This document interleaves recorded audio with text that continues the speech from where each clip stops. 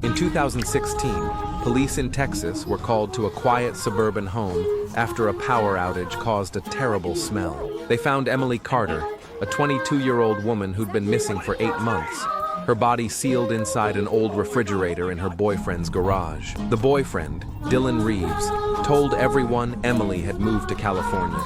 He even texted her parents from her phone, pretending she was alive. He posted old photos of them together, smiling, celebrating holidays, all while her body sat just feet away. When police opened the fridge, her face was perfectly preserved, eyes open, lips frozen mid-smile. Dylan said, "I couldn't let her go, but here is a question that, if you were there, would you have opened the fridge?"